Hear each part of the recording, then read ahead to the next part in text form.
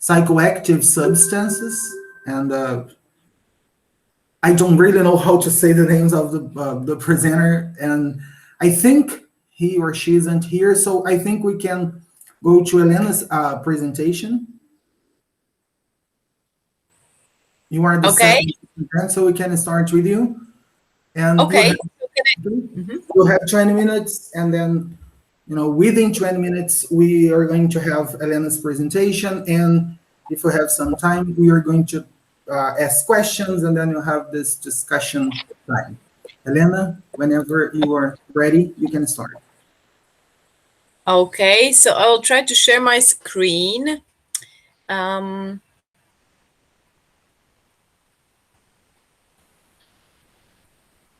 Just a second.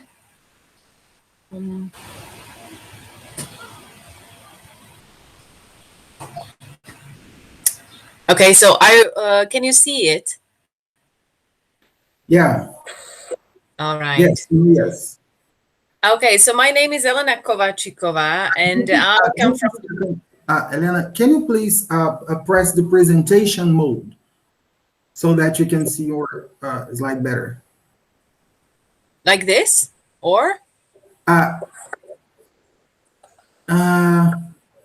Presentation? Yes. And, okay, is this better? Like, can you see me? Sorry, I don't use this mode. We have different platforms for presenting, therefore it's new for me.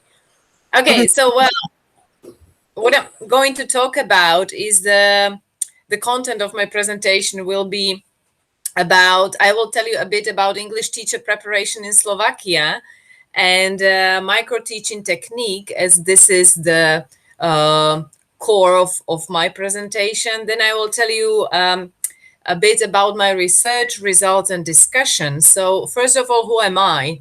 So I'm very happy to be here with you.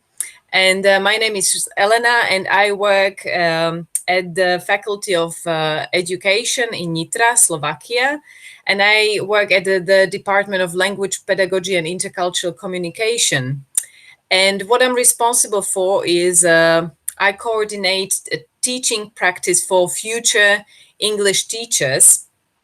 And I also teach part-time at the primary school here in our town, just because I do not want to lose the contact with real teaching, as my courses, the courses that I teach, are primarily focused on teaching how to teach English. So I do not want to, I always wanted to have that bridge between the theory and practice. So therefore I keep myself, and I want to stick to the ground with teaching all the time, so that I know what I am like transmitting to my students then at the university. Just to be, just to know what the preparation of English teachers here in Slovakia, what it is about. So in order to teach in Slovakia, you need to complete a university degree. And future English teachers, the program for teaching English is provided by the faculties of arts or faculties of education. And in order to become a teacher, English teacher, you need to complete or achieve your master degree. And actually, your title says that you are a teacher of English language and literature, which is either single or double major, which means that you teach either English only, or you have a double major of English with something, with some other subject.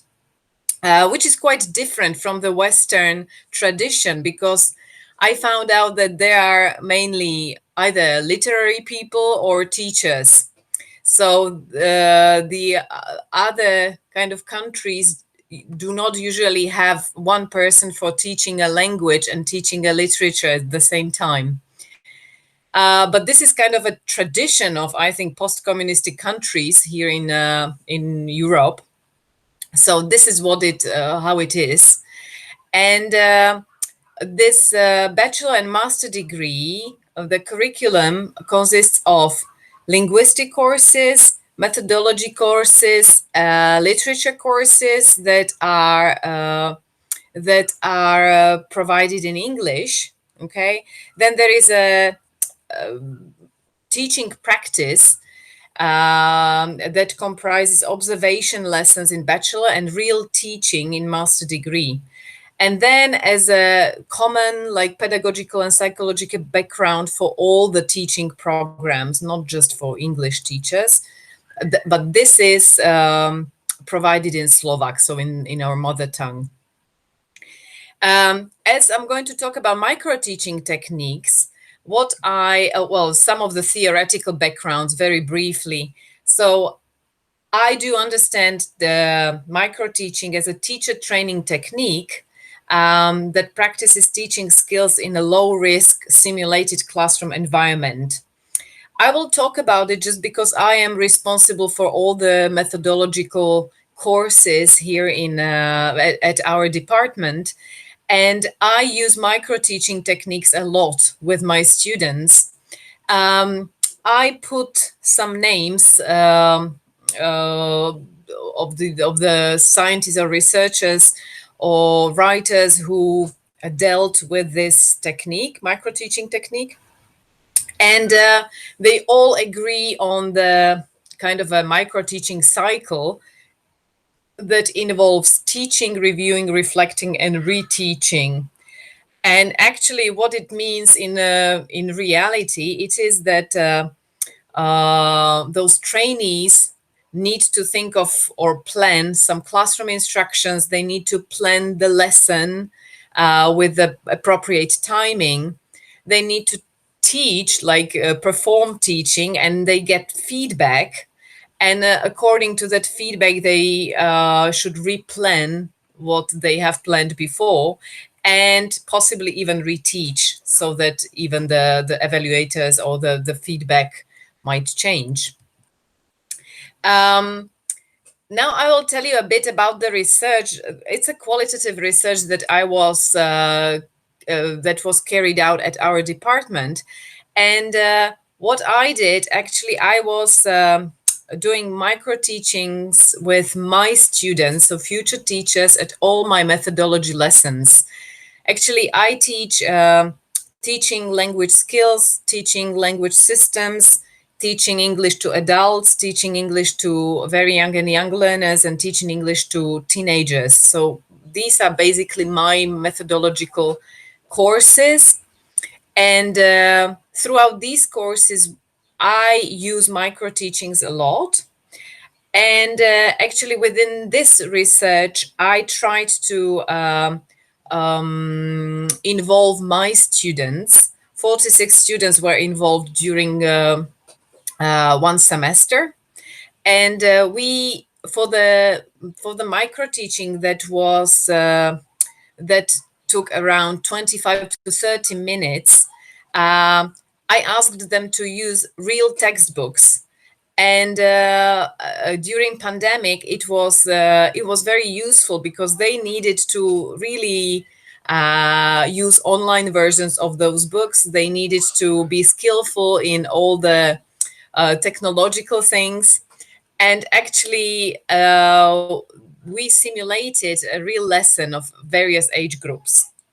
Well, the form of work, there was one student as a teacher, then 10 students of the classroom, and the others were observers or evaluators, later on giving feedback on teaching. And those observers and evaluators were asked to give feedback on logical sequence of steps in teaching according to the age and level. Then they had to focus on English competence or proficiency of a teacher as a model in the classroom. Then some comprehensible instructions that were given by the teacher, use of demonstrations, then use of different form of work, changing the form of work, engagement of all the students, and then kind of focusing on the comparing the teacher talking time versus student talking time, just because of, following the student-centered approach, the teachers are not the center of our teaching. The research was done after the semester of doing these micro teachings. I gathered students and Sorry, Elena, sorry to interrupt. Yeah, but actually we cannot see your slides. We just see slide number 4. I would like to see slide number 5 on the micro techniques. now, Yes. is it better? All right, Yes. now I see it. Yeah, but before, Yeah, Lilian Ferrari pointed out very correctly, and thank you. Yeah, sorry, just because if I put it on a presentation mode, then it probably Maybe you have to click one by one now because it's not passing since you didn't put in full screen. But it's okay. Go ahead, please. Thank you.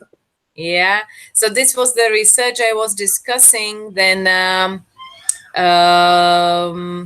yeah. So with the research, what I tried was, well, within the focus groups, which is kind of a group interview with my students, I asked them some questions, and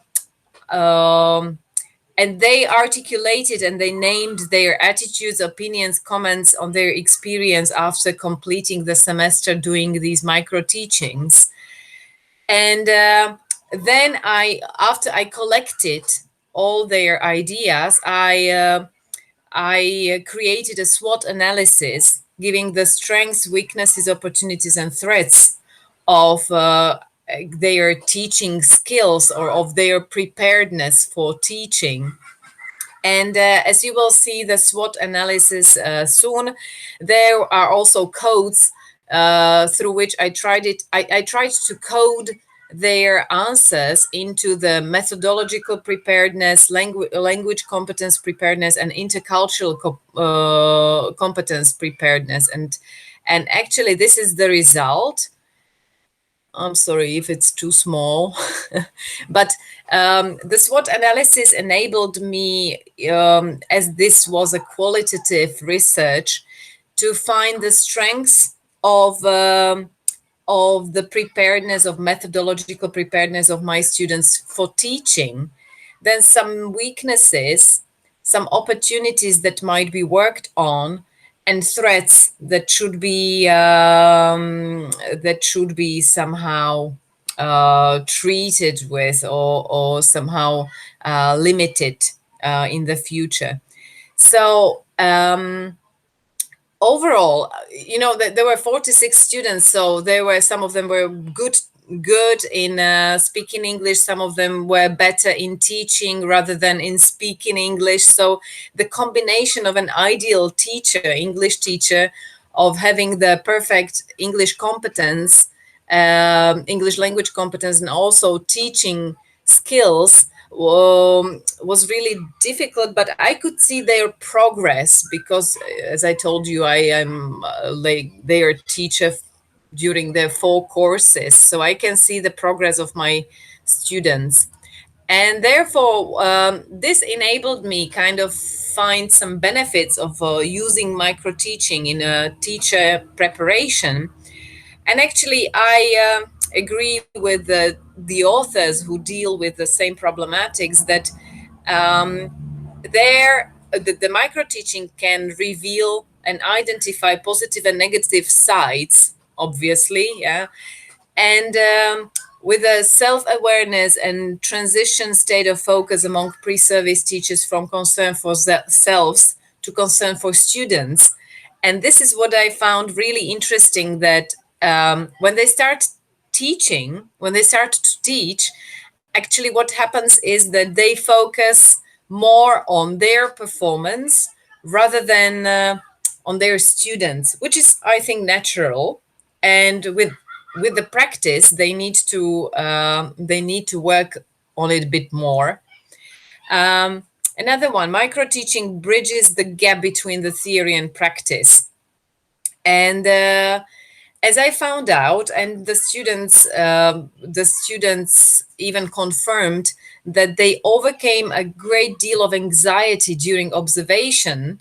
So it really builds the respect for the teaching profession, but on the other hand, it also helps them overcome their fear to perform and to teach and to stand in front of the classroom and to focus on more and more things at the same time. And all the respondents believed in effectiveness of micro-teaching on improving both their English proficiency and teaching skills. Some of the lessons were also video recorded, and it was for them very, they did not feel comfortable when we watched their performance again. So this is something that, again, they needed to get used to about. And this was a great opportunity for them to build on their teaching practice and or teaching skills, but also the language skills. So in conclusion, for me, micro-teaching proved to be a valuable tool that mediates between theory and practice. And when looking at yourself through other people's eyes, it can reveal also, but also disturb your self-awareness, and it brings the possibility to build up strengths and provide understanding of classroom interaction, showing also teachers' values. And for me, as a teacher, methodology teacher, it was a great feedback to understand how much or what they have learned during my courses. And what was the most important, it was that those micro teachings provided the work with their anxiety. So they felt less anxious. The more they provided those micro teachings, the less anxious they felt. So it was just a part of my bigger research, but within the kind of future, I wanted to find some or find the answers for some possible challenges. So how to implement effectively micro teaching techniques. So if there is some better maybe implementation on better form than I did. So what is the authentic feedback? Because I found out that even the feedback from the students was very different, so as we all are individuals, so that it really brings the question of a subjective evaluation. And then I find it, I don't know if it's also in your cultures, but in Slovakia, Slovak teachers, they do not really, they are not willing to share their teaching practice. They are too, I don't know, shy, or they do not feel comfortable in performing in front of their colleagues. So I think that the micro teachings should be also implemented for in-service teachers practice. So during some workshops or trainings where, it can be very beneficial and valuable also for the other teachers. So this was basically everything from my side. So thank you for your time and attention. This is my email address. And in case of any questions, I don't know if we have time for the questions. Yes, we have about 4 minutes for the questions. So if you want to ask questions, just feel free to ask them. Elena. Yes. What other strategy planning tools do you use in your research? Oh, sorry. Could you repeat it, please? If I use... He said, what kind of strategic tools? What other strategy planning tools in other research. I saw. You mean? I saw that you used matriz, né? SWOT. You mean SWOT analysis? This is Yes. what. Yes.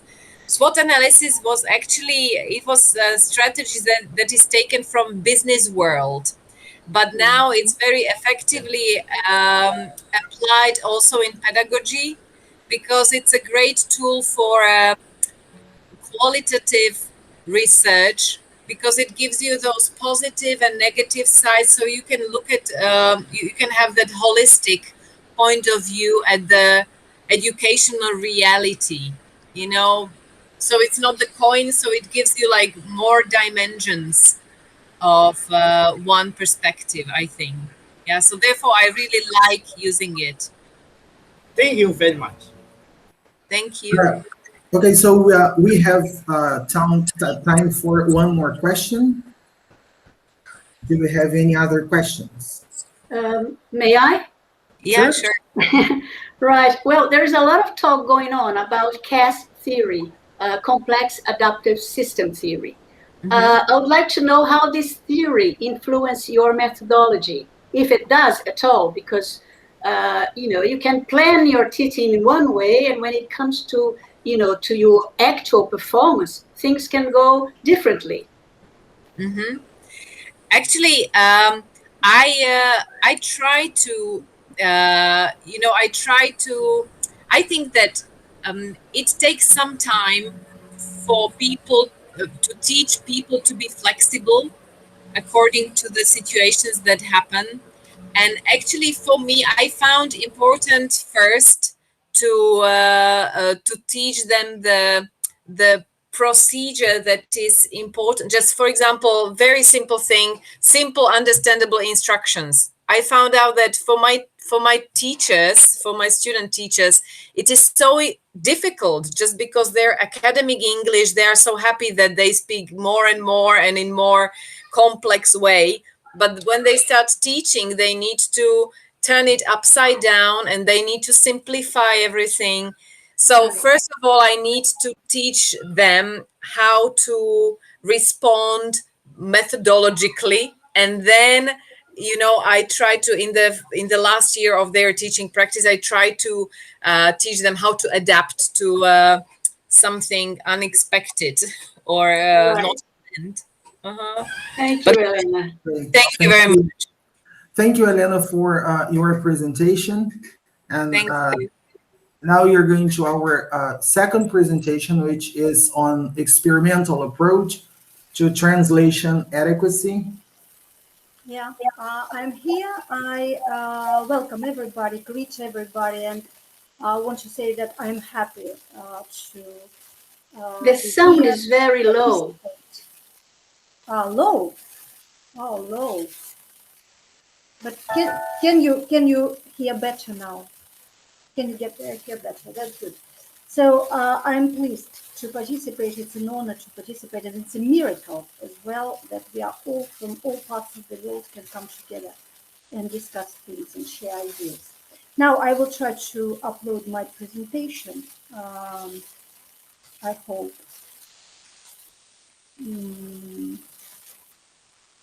Can't see why.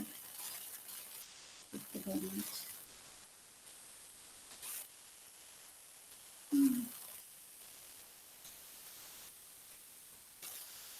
A moment, please.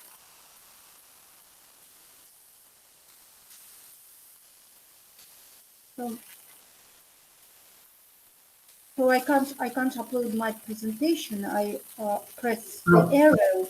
I press the arrow, but I can't see my presentation. Okay, so you have to leave it open in your computer. Yes, and then on the right side of the screen, like at the bottom of the screen, you have the option present now. No, that's it. So I can three options. Full screen, and then have your entire window. I've tried all the options. I've tried all the options. Try your entire screen, and if it doesn't work, try a window. One of them may work. Window, yes. But I can't see my presentation here.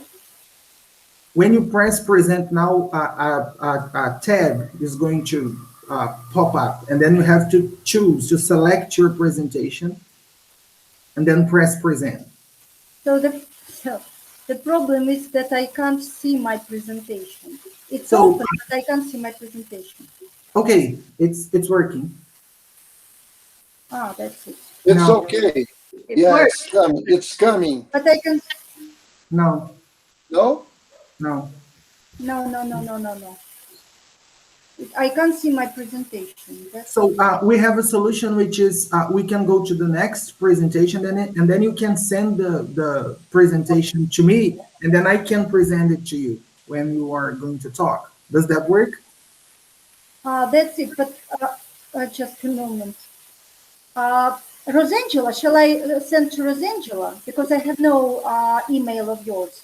Yeah, you can send that to her, and then she's gonna send it to me.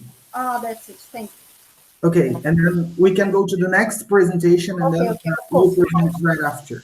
That's it, thank you. So please stop your presentation. Okay, thank you. Okay, thank you very much. And then we are going to have a presentation on emergência discursiva da metáfora, reflexões baseadas numa prática de leitura. Yes, it's us. Isso vai ser nós agora. Okay. First of all, before we start, I would like, on behalf of myself, Professor Ana Cristina PELOSI, and Professor Antenor Teixeira de Almeida Jr., I would like to congratulate the organizing committee, especially Professor Leonor, Professor Marcos Maia, who is with us in the room, and Professor Rosângela Gabriel, as well as all the other team that have worked hard to put on this wonderful Congress. Thank you very much, and thank you very much for being here. We will be presenting our slides in Portuguese, since it's easier for Professor Almeida Jr., but I hope that doesn't interfere too much, and those who need can switch on to English subtitles. Before I start, I would like to clarify that the data was originally collected during my project as a visiting professor at Unisc, Universidade de Santa Cruz do Sul, under the collaboration, or with the collaboration, of Professor Rosângela Gabriel.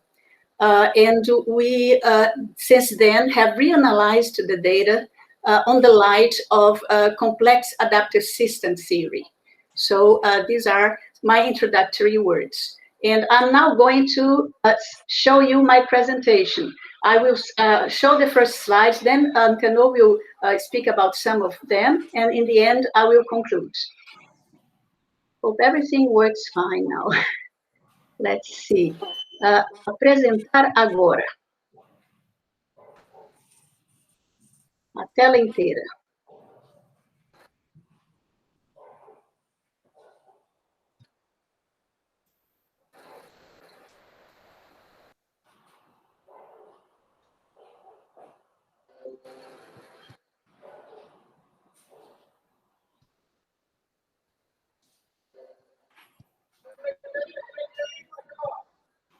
Can you see my screen? Sure. Yes. Okay. Let me just try to switch on into presentation mode.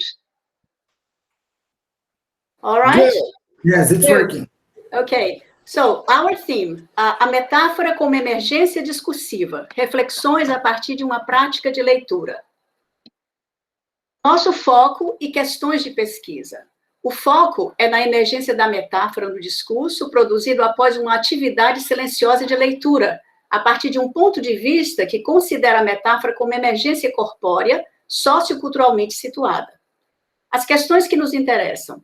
Como a linguagem figurada, presente em um texto lido silenciosamente, contribui para a emergência de significados possíveis, fomentados por uma discussão livre em um grupo focal? Livre, entre aspas, porque sempre que eles divagavam como moderador, eu tentava trazer de volta a conversa para a sua temática central. Quais atratores primários, numa visão de discurso como SAC, isto é, as motivações intra- e intersubjetivas dos agentes presentes nas condições iniciais do sistema discursivo, são acionados e como conduzem à emergência de metáforas sistemáticas, que traduzem atitudes, preocupações e anseios dos participantes das interações. Nossos objetivos foram os de verificar o papel dos atratores primários e secundários para a instauração e manutenção da interação discursiva, verificar o papel da linguagem figurada na fomentação de sentidos atrelados, direta ou indiretamente, a um texto lido em voz baixa, analisar como tais sentidos são acionados a partir de veículos metafóricos, que chamamos iniciadores, e contribuem para a emergência de metáforas sistemáticas que traduzem atitudes, crenças e valores dos leitores à medida que pensam alto em grupo. Utilizamos a técnica utilizada pela professora Zanotto, Mara Zanotto, em 2014, o pensar alto em grupo. Nossa base teórica, quanto aos sistemas adaptativos complexos, a teoria de Holland, 2004, Lassen, Freeman e Cameron, 2008, Capra e Luiz, 2014, Turner, Hanel e Klimek, 2018. Quanto à análise do discurso, nós optamos pelo approach, ou pela abordagem seguida pela professora Lynn Cameron e sua equipe, conhecida como Metaphor-Led Discourse Analysis, em português, análise do discurso à luz da metáfora. Sob a ótica do SAC, o discurso subjaz ao entendimento de que a fala produzida por indivíduos engajados em um evento discursivo seja entendida como um processo dinâmico, em constante movimento, e não como objeto pronto, estanque. O discurso se instaura a partir dos princípios bakhtinianos, de alteridade e dialogia. Então, é assim que estamos entendendo o discurso, quando falamos sobre ele, nessas nossas pesquisas. As condições iniciais, atratores primários, envolvem as condições intra- e intersubjetivas, além do contexto no qual se dá a interação de fala. Os atratores secundários, bacia de atratores e pontos de estabilização do sistema, são entendidos como as metáforas sistemáticas, engendradas a partir da evolução dos veículos metafóricos no fluxo discursivo. Nossa base teórica inclui a cognição, enquanto um fenômeno mais abrangente, entendemos que está na base das emergências discursivas, e a entendemos como uma via de mão dupla entre cognição e discurso. Então, nessa via, não há uma superioridade ou supremacia de um processo sobre o outro. E o discurso se instaurará e se estabilizará em decorrência de processos descendentes e ascendentes, nos quais a metáfora desempenha um papel significativo. Dessa forma, adotamos uma abordagem discursiva na qual a conexão entre metáfora linguística e metáfora conceptual emerge da interação dinâmica entre linguagem e pensamento, uma expressão que não pode ser dissociada, portanto, italicizada e hifenada, linguagem e pensamento como um bloco. Sumarizando aqui, né, apenas para dar uma impressão visual, nós temos os processos cognição, discurso, discurso, cognição, que, por meio da trajetória, da análise da trajetória dos veículos metafóricos interconectados, conduzem às emergências situadas e provisórias, que rotulamos como as metáforas sistemáticas que emergem na interação discursiva. É uma emergência situada e provisória, por quê? Porque a metáfora que faz parte daquela interação do grupo focal naquele momento, naquele dia, podem não ser as mesmas que emergirão numa situação futura, quando aquele mesmo grupo conversar novamente sobre o mesmo assunto. Pode ser que sejam outras metáforas a emergir. Com base na teoria do SAC, nós entendemos a trajetória não linear como o movimento dos atratores que não seguem regras pré-estabelecidas, ocorrendo de forma aparentemente caótica. Essa não linearidade no fluxo discursivo pode ser compreendida como uma emergência no sentido de movimentos vetoriais, que não podem ser previstos a priori, a partir das partes, por envolver inúmeras ações que se pautam por aspectos cognitivos, sociais, emocionais, históricos, etc. Assim, a complexidade resulta não só da não linearidade, mas também de um grande número de elementos com muitos graus de liberdade, muitos ciclos de retroalimentação e altos graus de interconectividade. Atrator é um fluxo dinâmico, um comportamento a longo prazo do sistema, que ele é intrínseco. São trajetórias realizadas dentro do sistema, resultantes da incidência de agentes internos ou externos. O espaço-fase é um conjunto de todos os estados possíveis do sistema, ou seja, das trajetórias delineadas pelos atratores a partir de um gatilho inicial, ou trigger. A partir daqui, o Antenor assume. Good morning, everybody. I will continue from this slide. My talk will be about attractors, methodology and analysis. Esse gráfico, ele mostra, né, um gráfico cartesiano que mostra a ação vetorial dos atratores. Né? A gente sabe que a leitura, compreensão da leitura, é um processo não linear, e a motivação dos leitores, sua participação efetiva, ela é fundamental, né, para a diminuição de incertezas. Incertezas aqui visto do ponto de vista dos sistemas adaptativos complexos e, portanto, da aquisição de níveis satisfatórios de interação.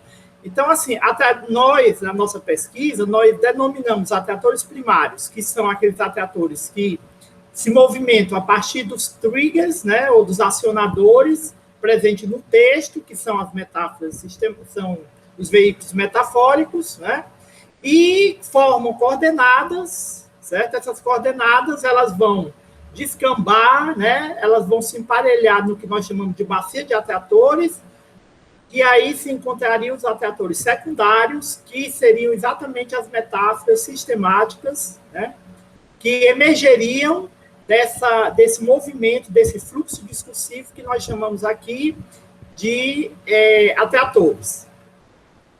Pode passar, professor. Nosso interesse é em agenciar a habilidade de compreensão leitora. Esse termo agenciamento é o termo, né, que Lasse Freeman usa, né, com relação ao aspecto da teoria dos sistemas adaptativos complexos, né?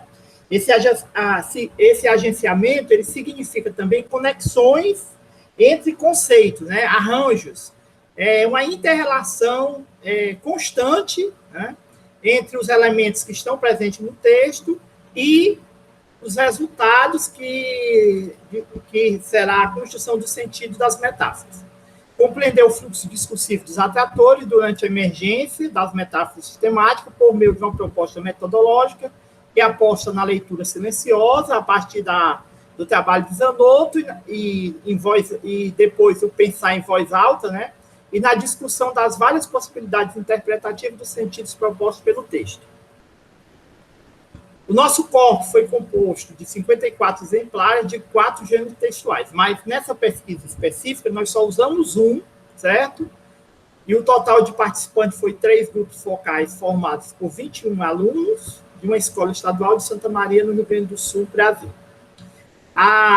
Nessa metodologia, nós usamos a leitura em voz baixa do artigo de opinião Os Muros, de Selvino Rec, escolhido para a interação, né, para o agenciamento.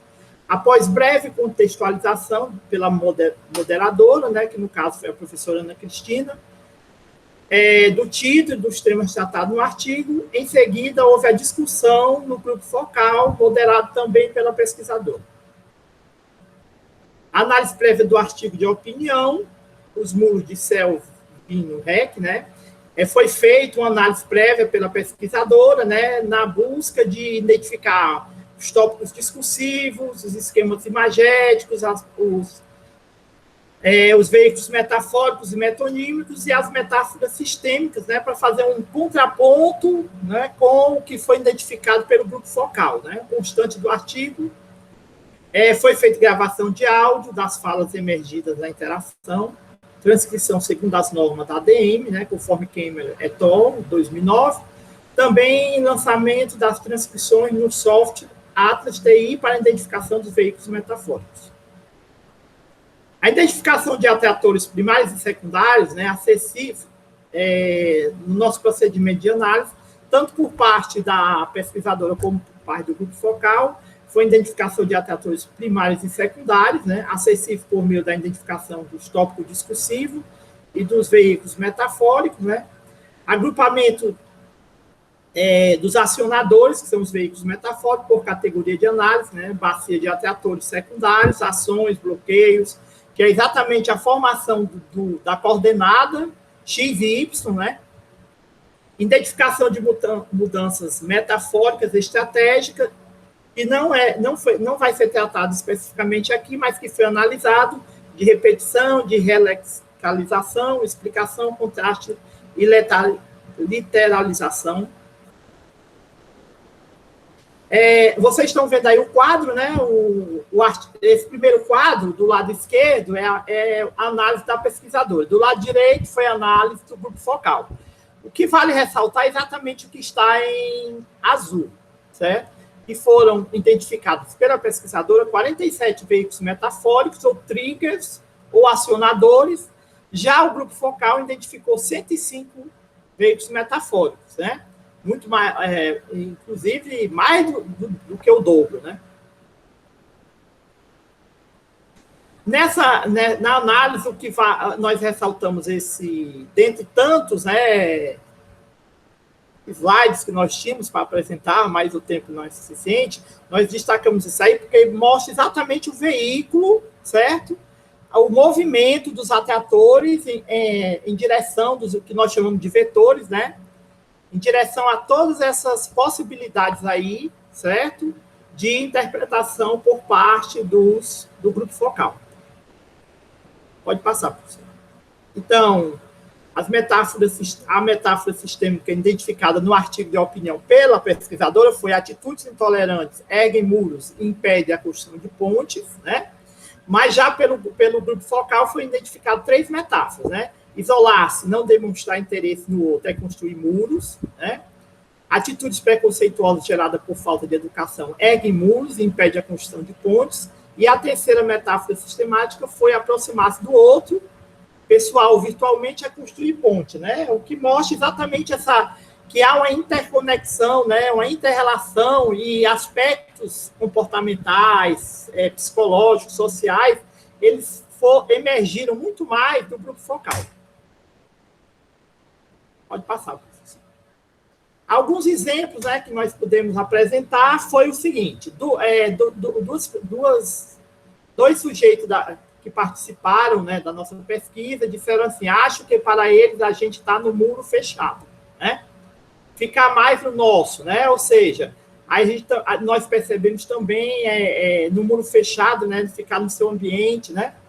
Percebe na observação de Duda o reemprego e a expansão do veículo metafórico muros, né, muro fechado. Finalizando essa sequência, Ludmila reconhece que os colegas do fundamental ficam lá à parte, né? Ou a questão dética aí, e repetindo a fala da moderadora, reconhece que sim, tem um muro. Muito importante ressaltar a metáfora da paisagem, certo? Segundo Cameron, o espaço que abrange as relações entre indivíduos parece ser conceptualizado como dividido em partes distintas. Meu espaço, nosso espaço, sinalizando aqui por falas tais como a gente não vai falar com o nosso e eles ficam à parte. Agora, a professora Ana Cristina vai concluir o nosso trabalho.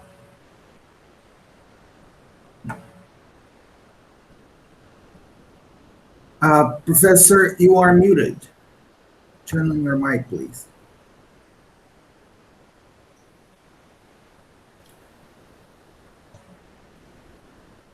No, you are still muted.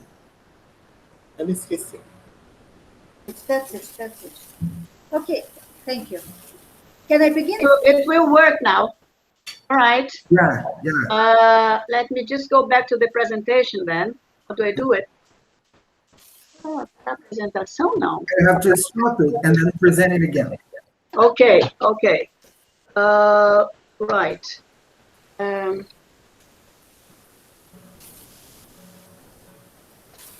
Okay.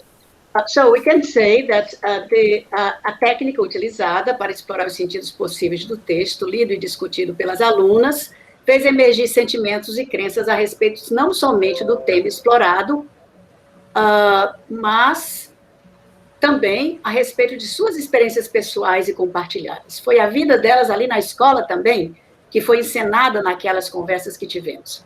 A partir do material analisado, foi possível identificar os acionadores e atratores primários e secundários, que resultaram em uma bacia de atratores de onde emergiu a metáfora sistemática. Verificou-se a não linearidade da trajetória dos atratores a partir das falas dos participantes, dos veículos metafóricos identificados e da emergência das metáforas sistemáticas. Observou-se que o discurso é uma ação vetorial do sistema denominado linguagem, que, a partir de uma trajetória aleatória e caótica, produz um emaranhado de coordenadas que resultam na identificação de metáforas sistemáticas. Esse ponto merece ainda um estudo mais abrangente, para um conceito mais efetivo de discurso na visão de Sack e uma relação mais efetiva aos estudos bakhtinianos. Estamos trabalhando nisso agora. Em especial, acreditamos que o agenciamento da leitura, na compreensão da linguagem metafórica presente nos textos, é crucial para a emergência de sentidos licenciados pela leitura, e que a livre discussão do texto tenha contribuído para a formação de uma atitude metacognitiva nos leitores. Muito obrigada, que são apenas algumas poucas das várias referências que consultamos. Obrigada. Okay. Thank you, professors. We don't have time for questions, so we are going back to the previous presentation, and then I'm going to share the screen for your presentation, right?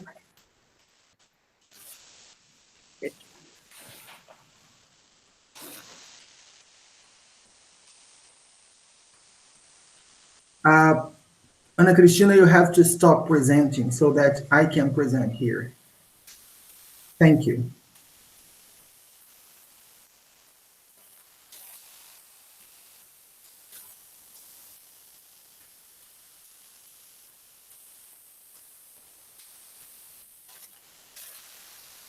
Oh. Thanks very much. All right, you can see the first slide. I present Bryansk, an administrative city not far from Moscow. Of course, it can be compared to Moscow, St. Petersburg. And I work at the University of Bryansk, Russia. Okay, the next slide, please. So the object of our research is the notion of adequacy in translation or adequate translation. The next, please. All right. Can I ask you? Yeah, that's it. The subject of research is the notion of communicative effect as an experiential tool to assess adequacy in translation. And the next, please. Okay, here you can see a well-known book by the Brazilian writer Jorge Amado, and it's just an example, my personal example to share with you, though I'm sure that you all have such example when you read fiction in a different language. So when I was in the middle of listening to an audiobook, it was not in print, it was an audiobook, I came across a remark that you should read the translation made by Yuri Kalugin, not other translators. And I was glad to see that I was listening to his translation. So he was a journalist working in Brazil, and he worked there for a very long time. And he was a personal friend of Jorge Amado. And it could not but affect the result, the translation. So can I ask to show the next one? The next one, yeah, that's it. Everybody knows this novel as well. And when I was a student, my brother recommended to read it, and it was in Russian. And truly speaking, I found when I began reading this novel, I found it boring. And only several years later, when I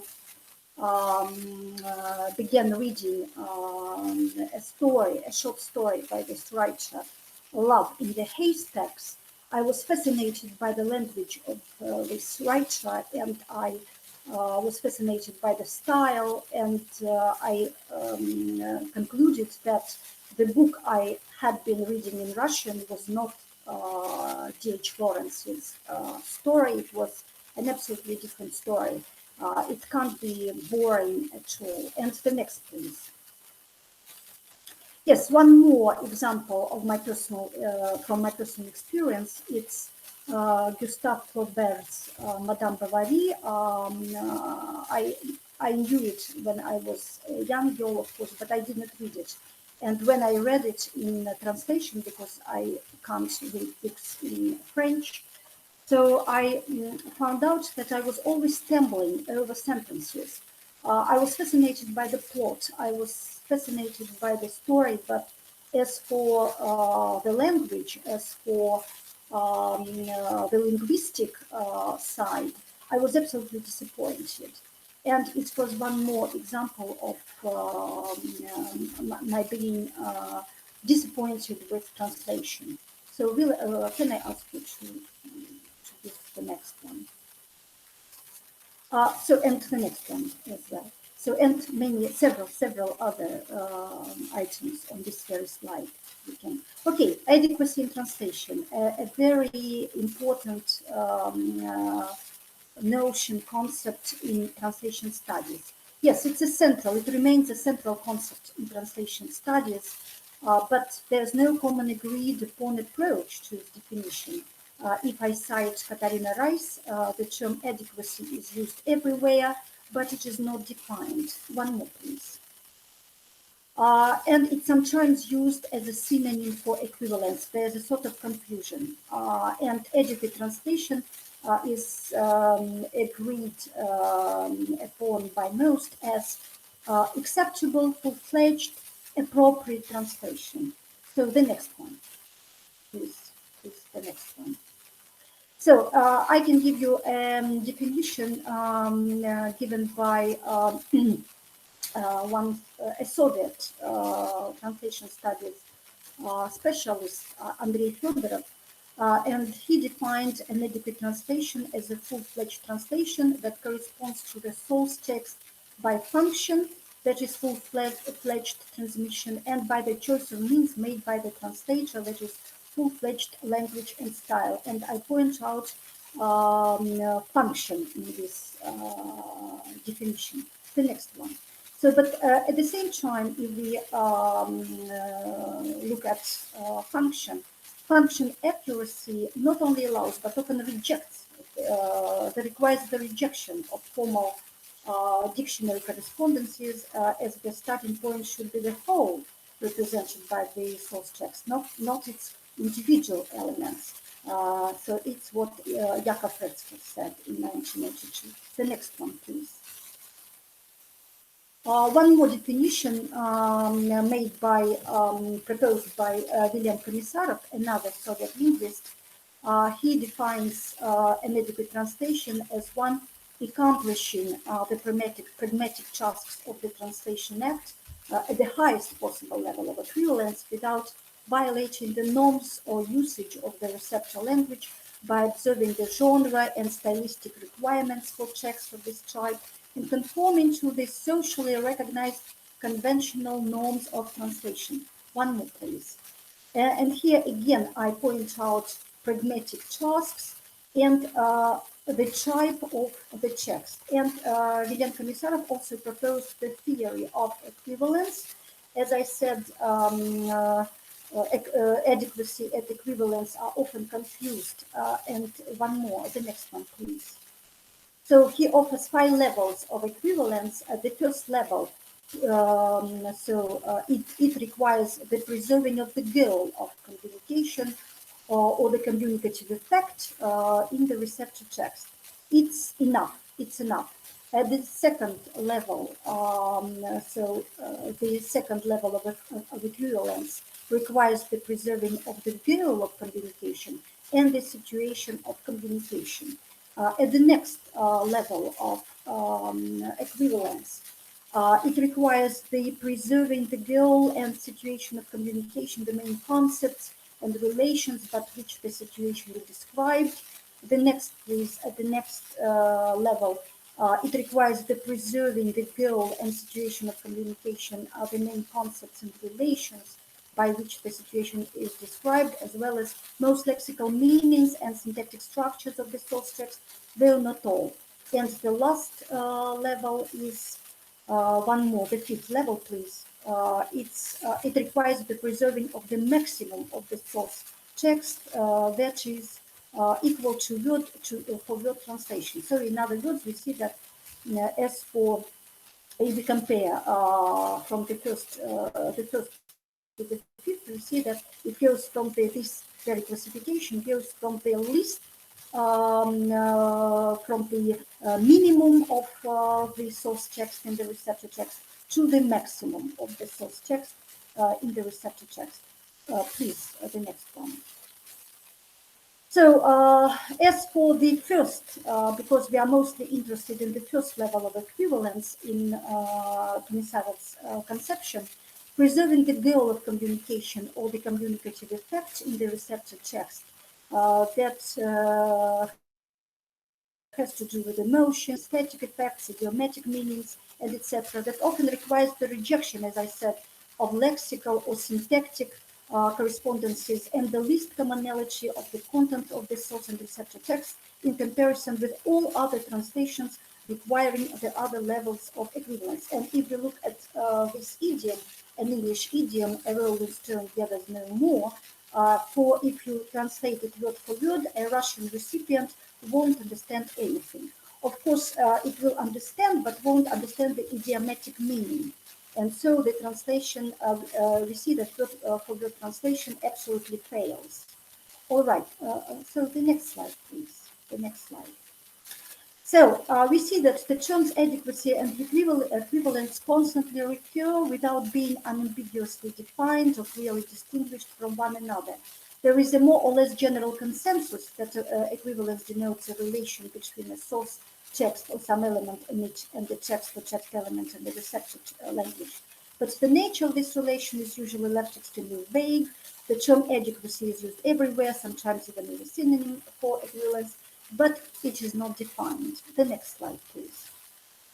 Adequacy is simply appropriateness, said Katarina Rice. Appropriateness is nothing in itself. It has to be seen in relation to an action. You do something appropriate in relation to the purpose of what is done. Every time a translator takes a decision, the dominant factor is the purpose of the translation, so translational decisions must be appropriate for this purpose. Adequacy is thus a relation between means and purpose and is thereby process-oriented. The next one, please. From the communicative perspective on the problem of intercultural communication, Eugene Nida, a well-known specialist in translation studies, distinguishes two requirements for translation adequacy, minimal and maximal, depending on the degree of linguistic and cultural differences between the recipients of the source and receptor text. The next one, please. So when cultural and linguistic differences are not crucially large, a maximal requirement is possible.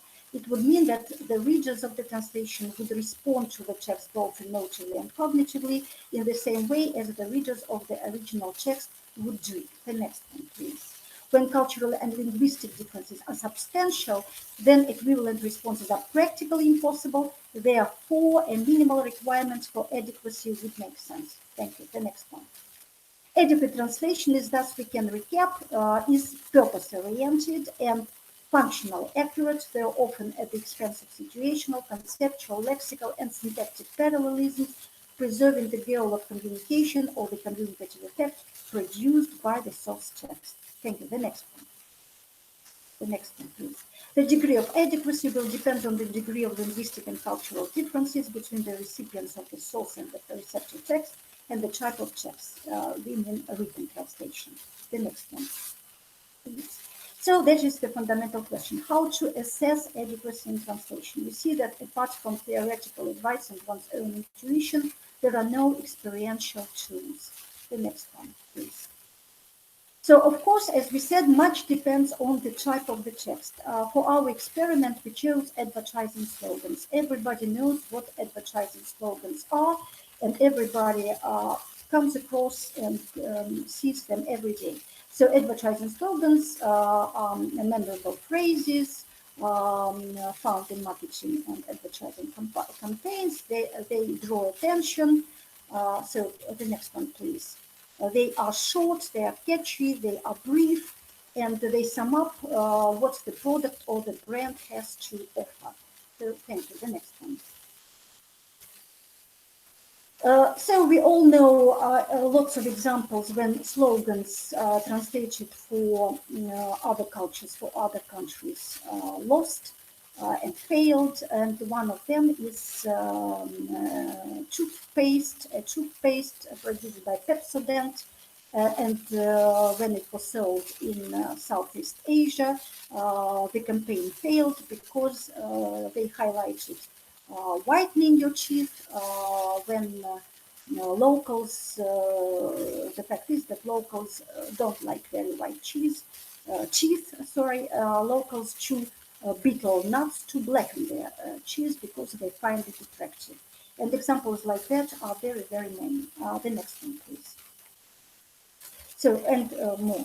Okay, the purpose of our experiment was to attempt to compare experientially the communicative effect produced by the source and educative receptor text in a group of recipients through their emotive responses and test the hypothesis that educative receptor text shall produce a similar with source text communicative effects. The next one, please.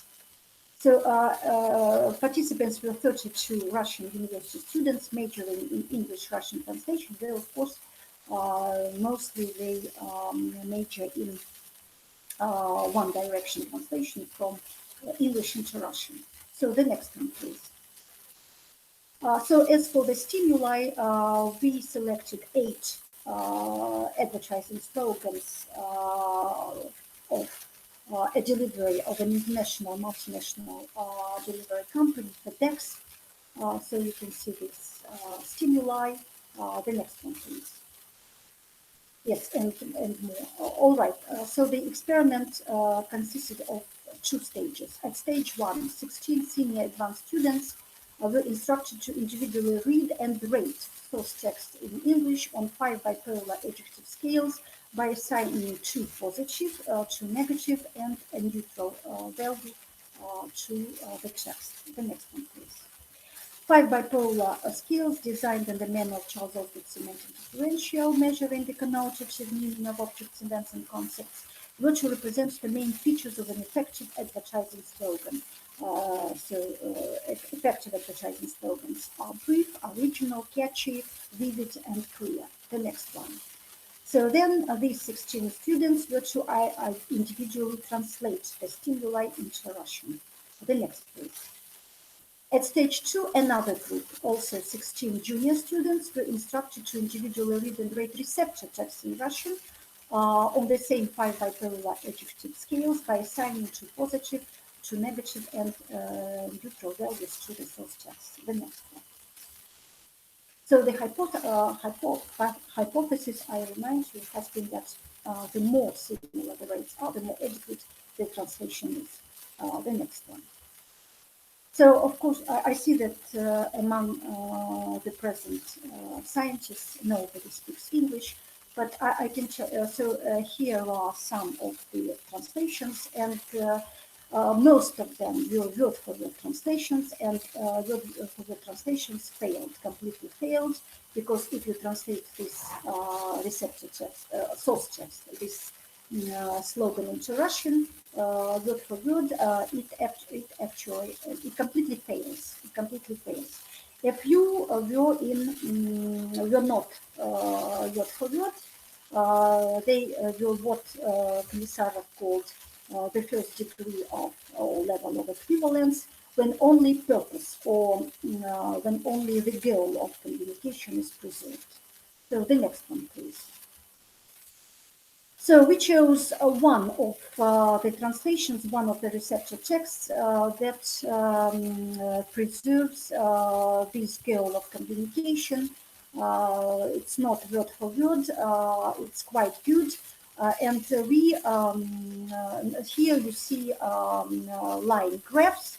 We made line graphs that show the difference in values. So you can see the source text, that is the English slogan, and the responses given by students to the receptor text. You see that negative values prevail. Negative values prevail if they evaluate the characteristic of being brief. That's it. They don't find that this slogan, that's the source text is brief, and they don't find the translation brief as well. So the next one, please. So as for the next bipolar scale, it's about being original. We see that, again, there are differences in evaluation, and we see that the neutral mark prevails here, and so they don't find it very original as well. So the next one. So as for being catchy, the next bipolar scale, we see that, again, there are differences. Again, negative values prevail. But as for the receptor text, as for the Russian translation, the picture is very, very varied. The next one, please. So as for being vivid, so again, we see differences. Again, we see that, but in this case, with this scale, positive values prevail. As for the translation, as for the evaluation of the receptor text, the Russian translation, again, the picture is varied, much varied. The next one. So in the last bipolar scale, it's about being clear. Again, we see differences. And as for the source text, again, negative values prevail. So in other words, the recipients didn't find it as clear. And as for the evaluation of the translation of the receptor text, the picture is mostly opposite. So the results are opposite. So the next one. And here we can see the total scores. Here on the left, you can see the total number of negative and positive values and neutral as well. So we can see that the picture and the evaluation of the source text and the evaluation of the receptor text are also differ in many ways. So, and the last one, all right, let's go to the last one, the next one.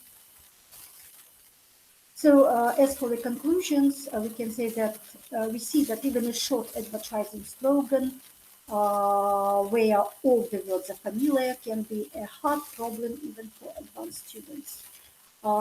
Then a brief contrastive analysis or a surface contrastive analysis of the subject responsive to the source and receptor text on 5 bipolar adjective scale shows quite a large degree of variability in communicative effects produced on them by these texts. So the next one, please. If our hypothesis is a precise and testable statement, the offered receptor text can hardly be acknowledged as adequate to the source text, though the results need the application of more reliable statistical tools. And the last conclusion we can draw is that the proposed experimental approach with the application of rating scales allows to visualize a highly sophisticated and abstract notion of translation adequacy. Thanks everybody for your attention. Okay. Yes, thank you.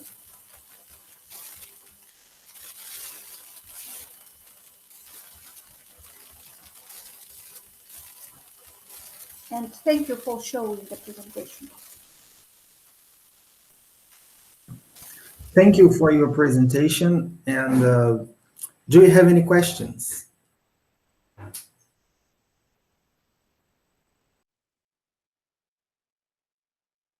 All right. So now we are going to Professor Lilian Ferrari, She's going to talk about cognition and multimodality in conditional. Professora Lilian, you are muted. You have to turn on your mic. Okay, the title was not right. It's conditional constructions, Okay. or conditions, something like that. Okay. Okay. I'll try to share. If there is any problem, tell me. You can interrupt me. Okay. Okay.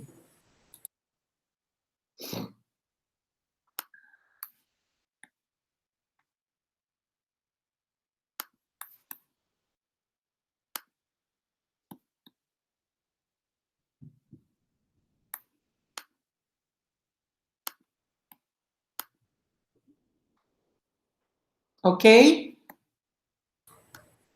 Yes. Yes, it's okay. Okay. So I'm Lilian Ferrari from the Linguistics and Philology Department of Rio de Janeiro Federal University.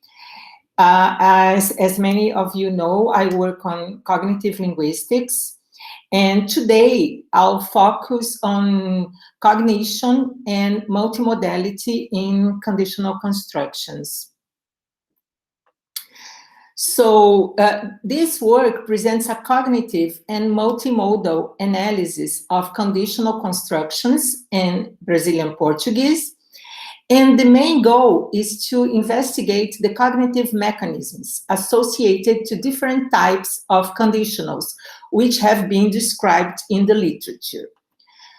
So the research takes a mental spaces approach to the analysis of conditional constructions, if P, Q, which have been claimed to build up embedded mental spaces. So there is the foundation space prompted by the if clause or the prothesis, and the expansion space prompted by the main clause or the apodosis, as in this representation. So from the base space, which in most of the cases is also the viewpoint, a foundation space is built up, and it's related to the if clause, and then the expansion space is created, and it corresponds to the main clause. With respect to the types of conditionals, Switzer 90 and Denziger and Switzer 2005 have pointed out that the relations between conditional spaces may give rise to at least 3 different types of conditional constructions. So we have content conditionals, which conditionally present temporal and causal relations between 2 events or between 2 states in the world. As in the example, if you leave now, you arrive at the airport on time. So there is a temporal and causal relation between leaving now and arriving at the airport on time. The second type is epistemic conditional, which relates events or states and conclusions. So in the example, if flights were canceled, the weather has gone worse. It's not the fact that the flights were canceled that causes the weather to be worse, but the knowledge that the flights were canceled allows the speaker to conclude that the weather has gone worse. And the third type is called speech act conditionals, which conditionally presents a speech act that can be directive, compromissive. In this example, if you're leaving now, could you give me a ride? So the speaker, on the condition that the addressee is leaving now, asks for a ride. But Although this classification intends to shed light on the cognitive mechanisms associated to conditionals, the weakness of the proposal is its circularity. So on one hand, linguistic data is the starting point for the postulation of content, epistemic, and speech act conditionals. But on the other hand, evidence for the existence of these cognitive categories is also linguistic. So in order to deal with this problem, independent evidence should be provided. And nonverbal cues, such as gestures, may bring new evidence to the classification proposed. And so drawing on recent work on co-speech gesture by Schenk and Miller, 2008, and Schenk, 2015, and multimodal construction grammar, Steen and Turner, 2013, we intend to analyze conditionals.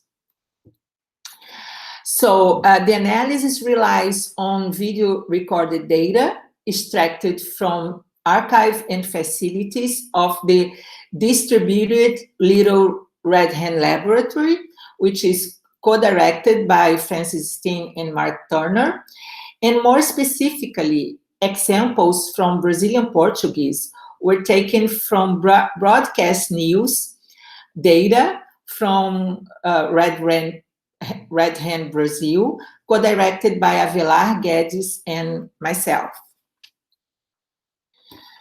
So the hypotheses are that different gesture patterns normally co-occur with different types of conditional constructions, and gesture patterns that co-occur with content, epistemic, and speech act conditionals metaphorically or metonymically reflect the relations established between prothesis and apodosis in each case.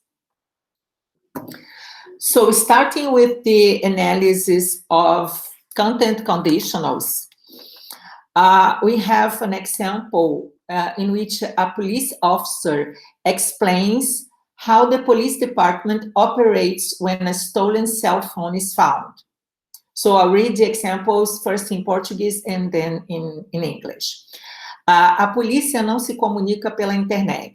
Se o seu equipamento eventualmente for recuperado, a polícia vai lhe intimar para que você vá no distrito, faça o reconhecimento do equipamento e, posteriormente, seja formalizada a entrega através de um auto de entrega do equipamento. Então, a condicional é se o seu equipamento eventualmente for recuperado, a prótese, a polícia vai lhe intimar para que você vá no distrito, faça o reconhecimento do equipamento, e aí a apódose são várias cláusulas coordenadas, e posteriormente seja formalizada a entrega. In English, the police department doesn't communicate on the internet. If your equipment is eventually found, the police will summon you to go to the police station to identify the equipment, and the retrieval of the equipment will be formalized with an official return receipt. So when the conditional begins, the speaker is not making any gesture. So when he says, if your equipment is eventually found, there is no gestures, but as soon as he begins the apodosis, the police will summon you to go to the police station. His left hand moves forward.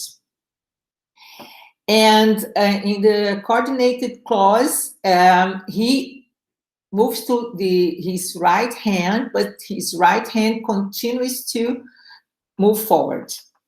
And the retrieval of the equipment will be formalized.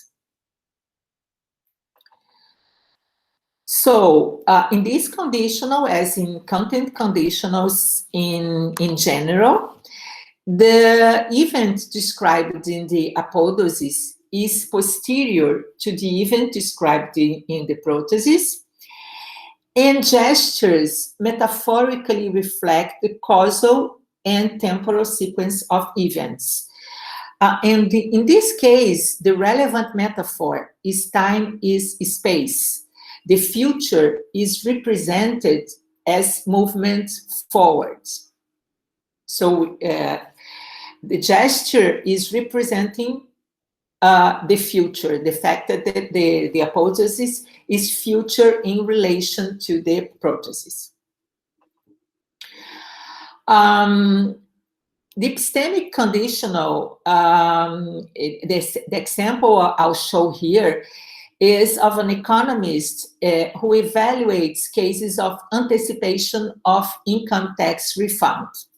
So he says, se a taxa de juros da sua dívida for maior do que a taxa de juros que o banco está te cobrando para antecipar a restituição, então, aí começa a apódose, faz todo sentido você usar esse dinheiro, você antecipar a sua restituição para pagar sua dívida e se livrar de uma dívida que custa muito caro. Então, if the interest rate of your debt is higher than the interest rate that the bank is charging you to advance the income tax return, then it makes sense for you to use this money, advance the income tax return to pay your debt and get rid of a costly debt. So in this case, when the apodosis begin, so when he starts to say,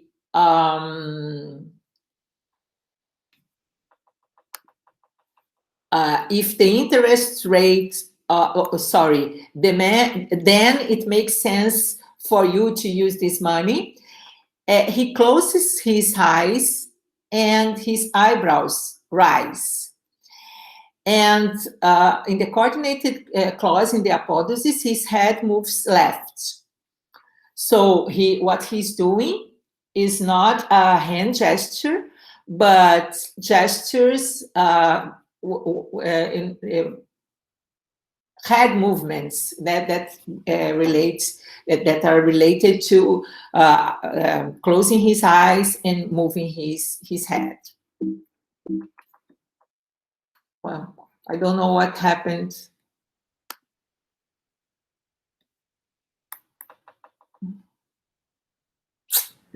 You stop presenting. Oh my God, sorry. I don't know. You can just present again. I'll try to present it. Yeah, stop it and then go back to the presentation. Okay.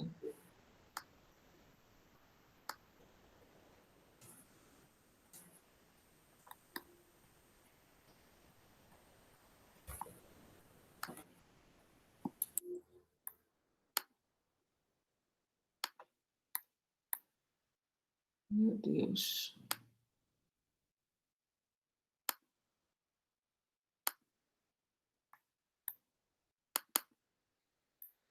Agora não tô conseguindo. Peraí, consegui. Sorry.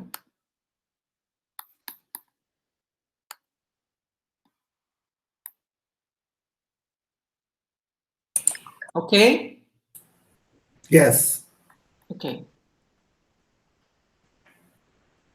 And now I can't move my slides.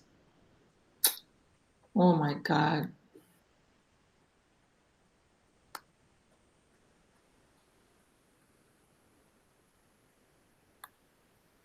Try to stop presenting and close your PowerPoint in your computer, then open it again, and it might work.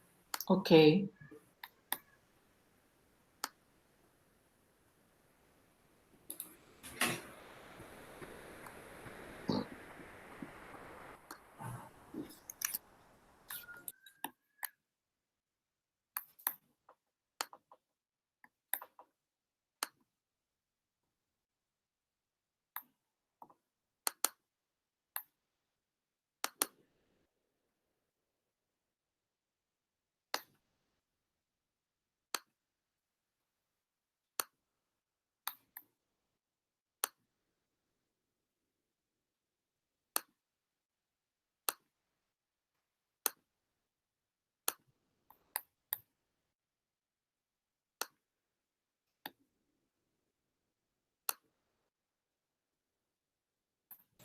Foi? Yes.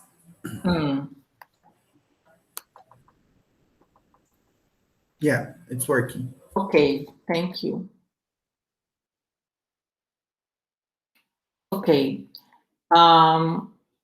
So he's had, again, my God.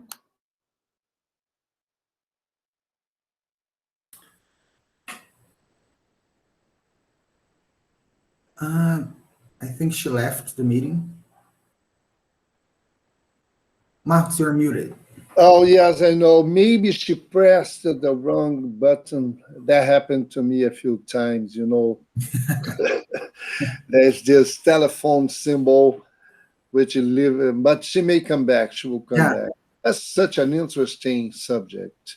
Facial gestural prosody has to be really studied.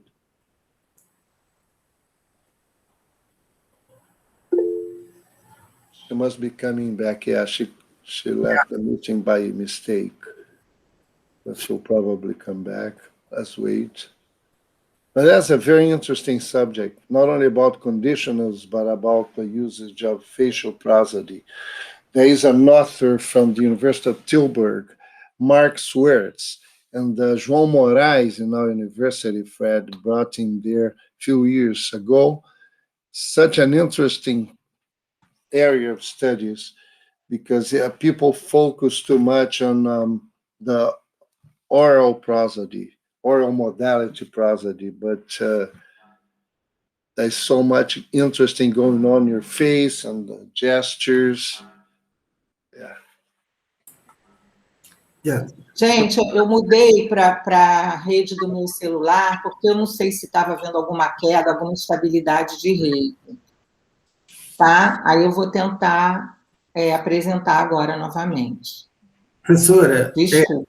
Professora, quando a senhora for passar o slide, tenta passar com a seta do notebook ao invés de apertar na própria tela, porque às vezes em algum lugar pode dar... Mas eu estou passando na seta do notebook. Pela seta? É.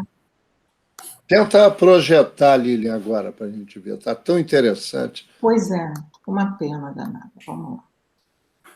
Não, mas é isso mesmo, a gente tem que... Estamos nesse meio, mas estamos conseguindo. Tentar. Desculpe, não é isso?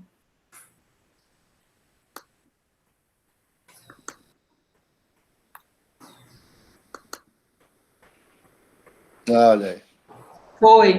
Foi. Eu estou com medo de botar a tela toda agora e acontecer a mesma coisa. Deixa eu ver. Dá para vocês verem assim? Dá sim. Dá Mantém assim, então.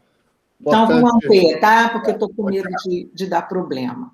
Bom, então, o que eu estava falando das epistemic conditionals. So, in epistemic conditional, the apodosis presents a conclusion related to the event or state described in the prothesis. So, facial expressions and head movement metonymically indicate that a reasoning process is taking place. So, the relevant metonymy here would be head for reasoning.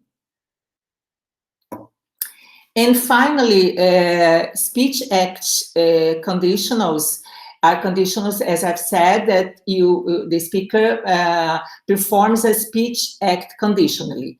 And in this example, a journalist imagines a counterfactual situation. So he says, olha, se o mundo fosse uma gigantesca Noruega, tudo funcionando direito, saúde, educação, assistência social, ambiente, uma Globo Noruega, imaginem só, uma grande Noruega com 7 bilhões de noruegueses dentro, imagine que maravilha. Então, a prótese é imagine, né? Imagine que maravilha. So, if the world were a giant Norway with everything working well, healthcare, education, welfare, environment, a globe Norway, just imagine a big Norway with 7 billion of Norwegian in it. Imagine how wonderful it would be. So in this case, when he starts the apodosis, how wonderful it would be, he makes a presentative gesture with open hands and palms up. And this has been described in the literature as co-occur with speech acts. So in these conditionals, they conditionally present a speech act in the apodoses, and the gestures metaphorically present a speech act. So the relevant metaphor is that speech acts are objects. And so speech acts are being treated as objects that the speaker is offering to the addressee. So the analysis showed that there are specific gesture patterns associated to each type of conditional constructions. So in content conditionals, we have the co-occurrence of metaphorical gestures associated to the metaphor time is space, future is ahead, reflecting temporal and causal relations between the protoses and the apodoses. Epistemic conditionals co-occur with head movement and facial expressions, which metonymically indicate reasoning processes. And speech act conditionals co-occur with presentative gestures associated to the metaphor speech acts are objects. So the results indicate that the distinction proposed in the literature between content, epistemic, and speech act conditionals seems to be supported by multimodal data. And gesture patterns in Brazilian Portuguese are similar to the ones found by Switzer's multimodal analysis of English conditionals. So if Switzer and I presented this co-authored work at the 6th Conference of Metaphor and Thought that took place at Federal University of Bahia in 2017. But further evidence is needed to broaden the research in Brazilian Portuguese and also to extend it to other languages. So my references are these, and thank you. Thank you, Professor Lilian. So we have some time for questions or comments. Okay. I would like just to make a comment and a question. First, that's a great piece of research you're presenting, Lilian. Thank you very much. The comment is concerning Mark Swerts. I don't know if you met him when João Moraes, our colleague at the university, brought him there. I was so impressed because he's a great specialist in the facial and gestural prosody at the University of Tilburg. And it's a great person. No, I was not there. Yeah, you should take a look. He's organized the book exactly about, not only about conditionals, but different kinds of linguistic constructions and the way things change when you start paying attention to multimodal prosody. That's exactly what you did. So beautiful. That's great. And then I think eye tracking methodology could also be used very productively. Yes, for sure. Assess where people are looking, if you present the gestures and the interpretation as well.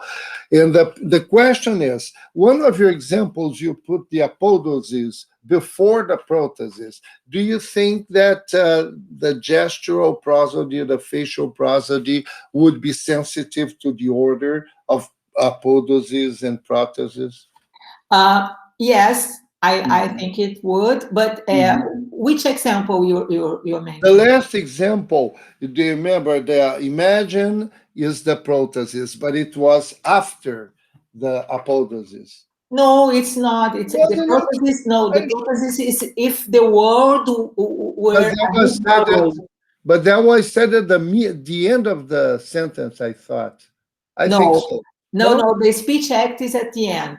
You begin, the protoses is if the world were a big Norway. Se o mundo fosse uma gigantesca Noruega, né? It's a counterfactual, in fact, condition. Well, that's interesting because I thought I had read, he was explaining all the facts that would be great. and then if the word would No, come no, again. no. So my I mistake. can go back, Sorry but about that. it's not. It's But anyway, that would be an area to be explored if you have the possibility. yes, I do think so. Especially if you have a content conditional that you have this temporal order.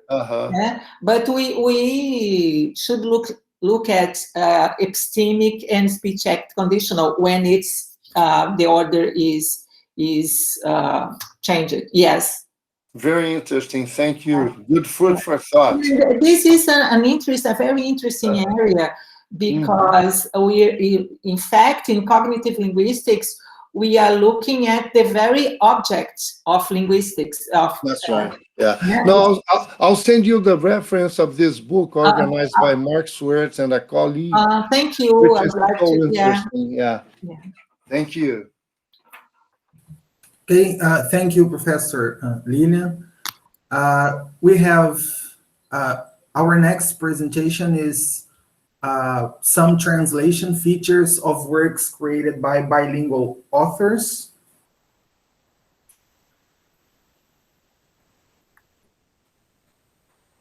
I don't think the presenter is here. And the last one is Psychosemiotics of a Dream in Georgian Artistic Discourse. That would be our last presentation. Lilian. Oi.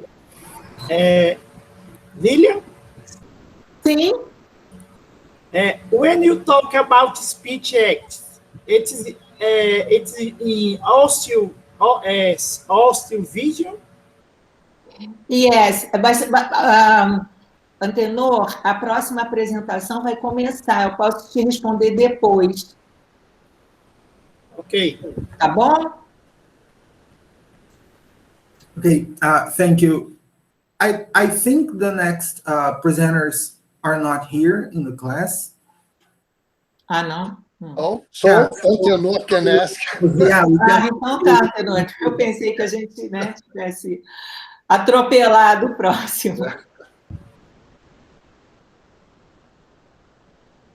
Será que ele está aí ainda? Tô. Ah, então pode perguntar, Antenor.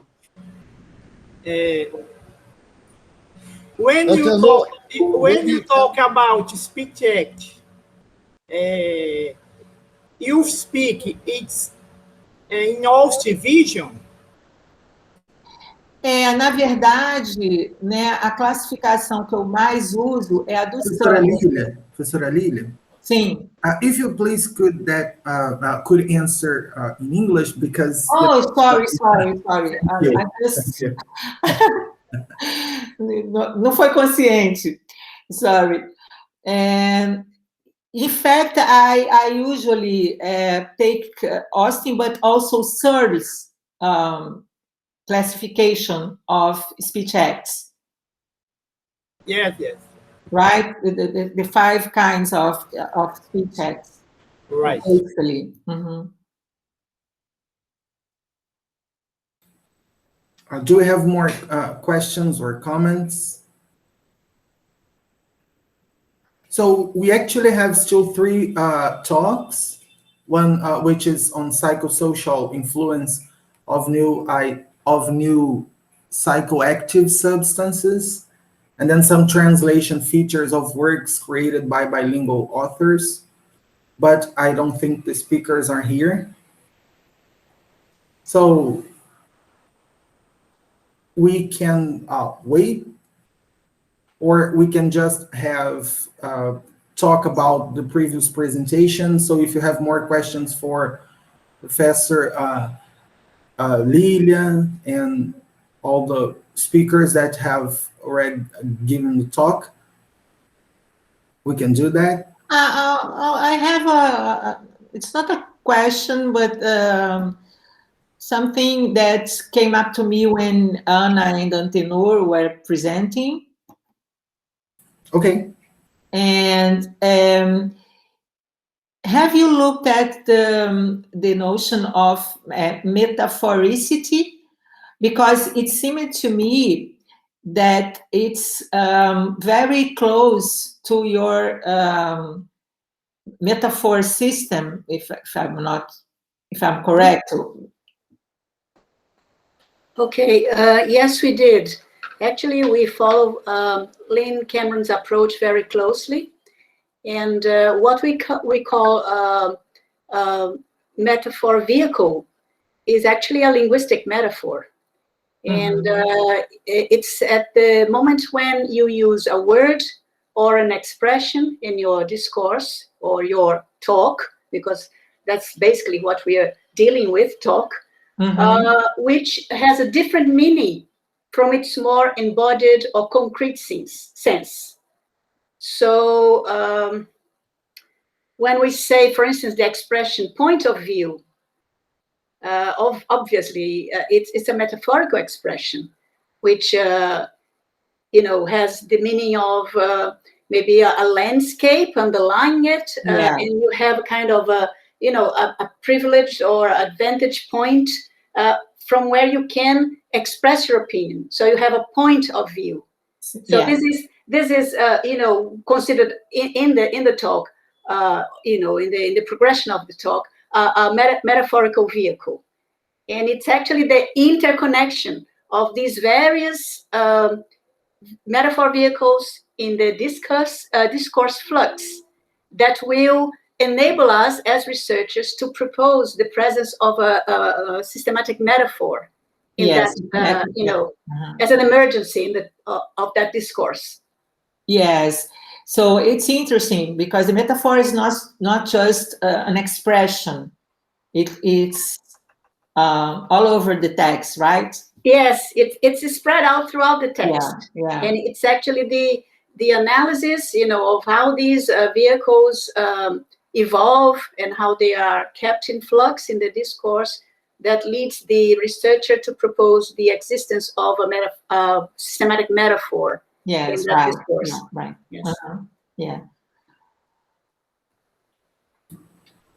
Okay. So before we finish, could you please open the camera so we can take a screenshot? Because that's the new picture. That's how we can take pictures nowadays. So the proof that we were all here. yes. Well, almostly. There were like 2 or 3 missing.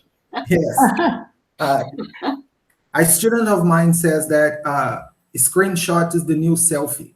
So. Oh yeah. The new selfie, muito bom. Vou anotar.